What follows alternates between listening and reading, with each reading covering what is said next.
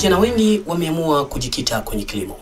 Wako vijana wenye ujuzi wa kilimo, lakini wapo vijana ambao wamevutiwa kutokana na kuona watu wengi wanapata faida kupitia kilimo.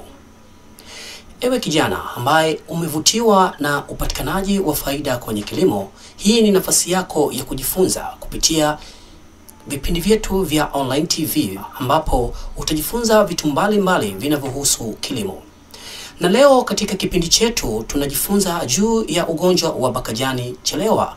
Ugonjwa ambao unashambulia zaidi mazao ya mboga mboga na matunda, hasa mazao jamii ya nyanya, lakini mazao kama matikiti, matango, sweet melon, bamia, viazi mviringo na jamii hiyo ya mazao ambayo ugonjwa huu umekuwa ni tishio kubwa na wakati mwingine unaweza kukuingizia hasara hadi ya 100%. Hivyo mtazamaji, sikiliza hatua ya awali kabisa namna ya kupambana na ugonjwa huu hadi mwisho. Lakini pia usisahau kushare, kulike pamoja na kucomment ili uweze kupata vitu vipya na vitu mbalimbali vinavyohusu kilimo. Karibu ujifunze nasi. Ufahamu udhibiti wa ugonjwa wa Bakajani chelewa.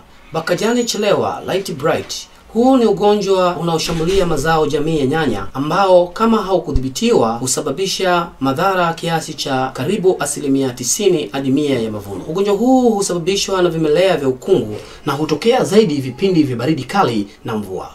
Mazao yanayoshambuliwa hushambuliwa karibu mazao yote ya jamii ya nyanya. Dalili za ugonjwa huu. Dalili za ugonjwa huu wa Bakajani chelewa huonekana mara nyingi kwenye majani, shina hata matunda. Kwenye majani kunakuwa na mabaka meusi ambayo hufunikwa na ngozi laini. Ndani ya ngozi hiyo kuna kuwepo na majimaji. Baadaye jani hunyauka na kubakia na rangi nyeusi. Hii ni hali inayoonyesha pia kwenye shina na matunda. Kipindi cha unyevunyevu, ugonjwa huu husambaa kwa haraka sana, hali inayosababisha wengine huita ugonjwa huu kausha au barafu, kutokana na jinsi mmea unavyoonekana baada ya ugonjwa huu kutokea. Ugonjwa huu husambaa haraka zaidi wakati kuna unyevunyevu wa muda mrefu, baridi pamoja na upepo. Upepo hupeperusha vimelea vya ukungu huu kwa urahisi zaidi kutoka mmea moja hadi mmea mwingine na kutoka shamba moja hadi shamba mwingine. Inashauriwa pia masalia ya mazao yaliyoathiriwa na ugonjwa huu yaondolewe shambani, lakini pia unaweza kuyachoma moto ama kuyafukia. Masalia ya viazi mviringo ama nyanya ni maskani mazuri zaidi ya magonjwa haya ya Bakajani chelewa. Maeneo yanayoathiriwa zaidi na ugonjwa huu wa Bakajani chelewa ni maeneo ya tropical, hasa nyanda za juu, kutokana na hali ya baridi kali, unyevunyevu, lakini pia uwepo wa mawingu mazito.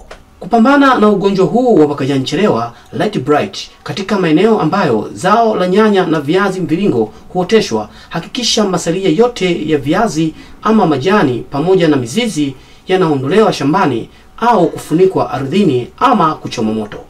Pia eneo lililokuwa na viazi msimu uliopita usioteshe nyanya msimu unaofuata. Nyanya zipandwe kwa nafasi kati ya sentimita 50 hadi 60 au sentimita 60 hadi 75 ili kuruhusu mwanga, mzunguko wa hewa na kupunguza unyevunyevu kwenye majani na matawi ya nyanya. Hakikisha unapunguza matawi pamoja na machipukizi yote, lakini pia hakikisha miche yote inasimamishwa kwenye miti na kufungwa kamba vizuri ili kuweza kuruhusu hewa iweze kupita kwa urahisi. Katika kupambana na magonjwa yote kwenye kilimo cha bustani za mboga mboga na matunda, usafi wa shamba ni wa kuzingatia. Hakikisha shamba linakuwa safi muda wote. Ili kupambana na magonjwa ya kuambukiza, hakikisha unabadili mazao mara kwa mara katika shamba lako. Mazao uliyopanda msimu huu usirudie tena kwenye msimu unaofuata. Badilisha mazao ili kuweza kupambana na magonjwa yanayoambukiza. Wakati wa kupanda, hakikisha unapanda miche yenye afya nzuri tu ili kuweza kupambana na magonjwa. Inashauriwa pia kujitahidi sana kukinga ugonjwa usiingie shambani kuliko kuja kuanza kupambana kutibu. Vipindi vya mvua na baridi kali, mawingu yanayotanda kwa wingi, nyunyizia dawa kwa ajili ya kuzuia. Endapo ugonjwa umeanza kuingia, nyunyizia dawa zinazoweza kutibu.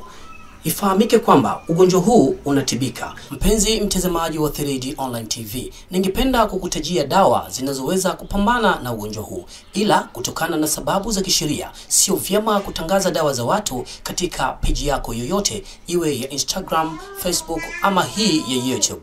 Hivyo basi unaweza ukacomment hapo ili mimi ni kujibu moja kwa moja kwa njia ya message. Lakini pia unaweza ukanifollow katika akaunti yangu ya Instagram inayokwenda kwa Active Agriculture ili niweze kukujibu maswali yote yanayohusiana na kilimo. Tunakusihi ushare, kulike pamoja na kucomment ili kujifunza vitu vingi vinavyotokana na kilimo. Kilimo ni biashara, kilimo ni ajira. Asante.